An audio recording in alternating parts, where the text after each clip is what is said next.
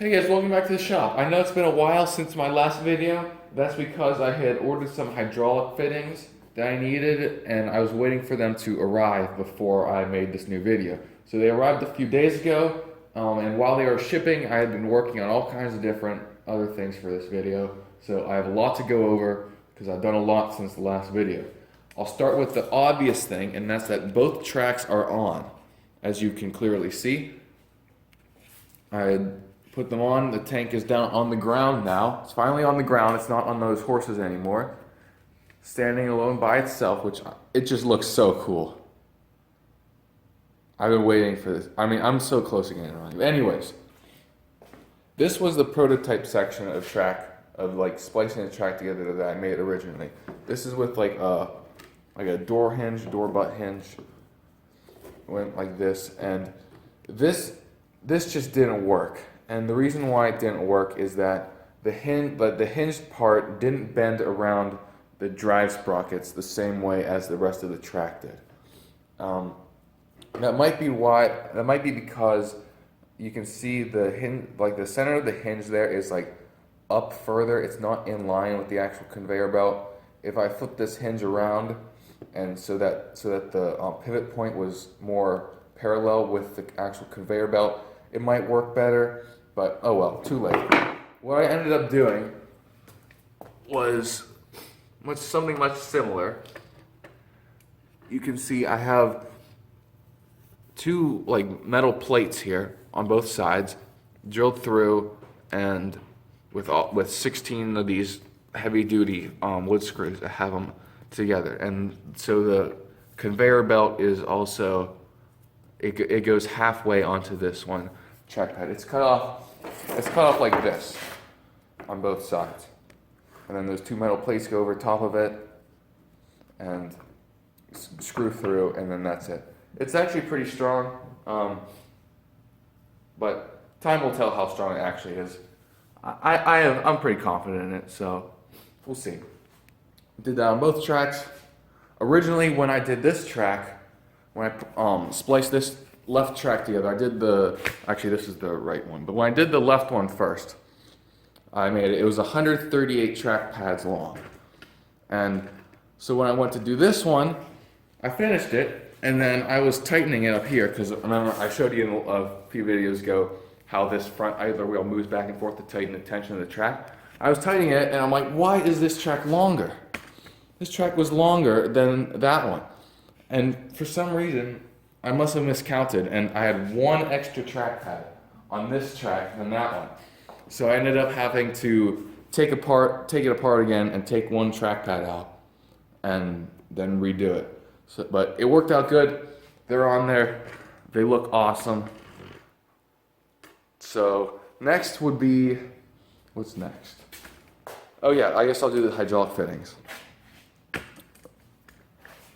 So, got a lot of these fittings down here. These are in the control valves there. You can see them. I actually bolted this down too, so that's not going to move, but you can see here too. Got all the fittings. That's on the filter going back to the tank.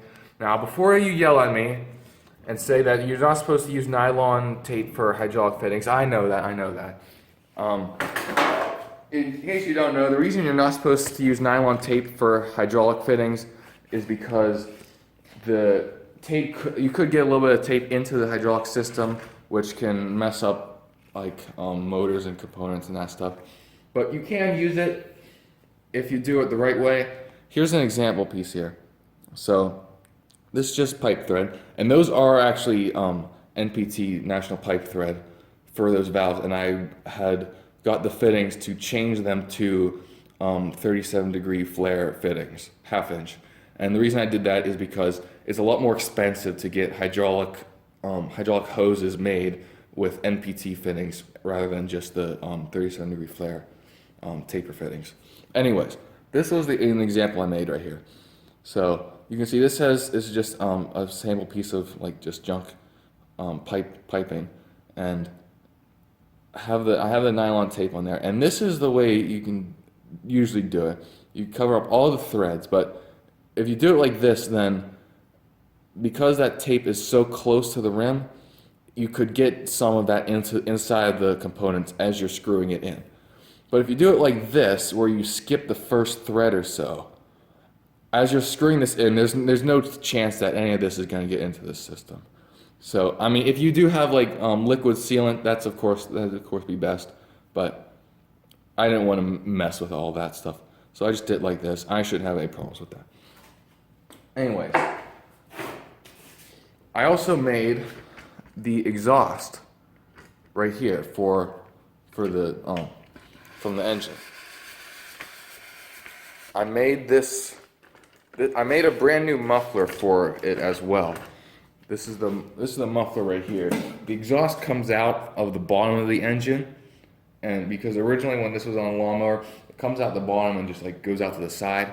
But I didn't want that. I had to come up and out. So I just took the existing piping that was on there, going to the original muffler, modified it a bit to go up instead of down, and then made this brand new muffler for it.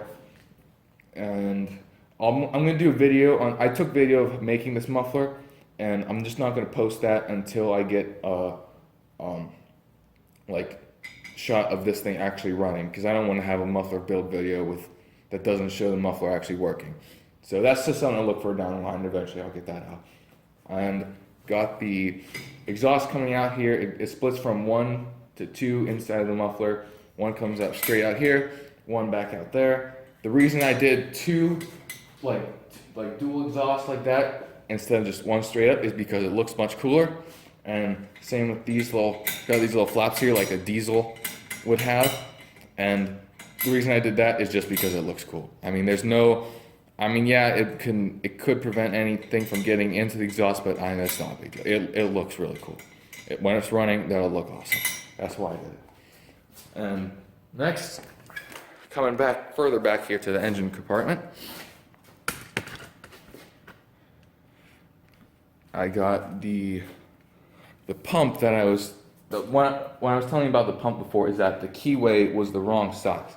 So, my dad's friend, who's a machinist, was able to make me a brand new key. He made 2 of them. This is the spare.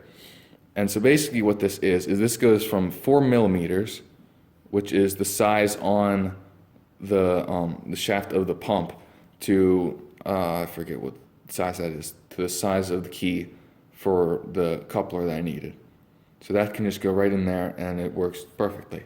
So that's the problem solved for that. Didn't have to cut a new keyway in it or anything, so that was nice. And then, so then I also got the gas tank on here. As you can see, I just welded a couple pieces of angle iron coming out. Got some new fuel line, because the old fuel line wasn't long enough. So I just got some new fuel line here, going back into the whatever. This is nice and sturdy. I also hooked up the throttle adjuster for the engine right here. And can you see that? No, you can't. Hooked up the throttle adjuster right here. And I also attached to it this 1/4-inch rod of the stainless steel rod, which goes all the way up here to the driver's compartment, to this knob, so you can adjust the throttle of the engine on the driver's compartment. You can turn it up and down, whatever. So that's just another thing I did. That's mostly it for now. I mean, as I mentioned earlier, I'm so close to getting this running. All I have to do now is get the hydraulic hoses and hydraulic fluid, and that's it. Everything else is good. Got everything else set up, and yeah, I'm really looking forward to it. So next video will be, I don't know how long it'll be till the next video. I don't know how long it'll take to get hydraulic hoses or whatever, but that's pretty much it for now. Thanks for watching. I'll see you next time.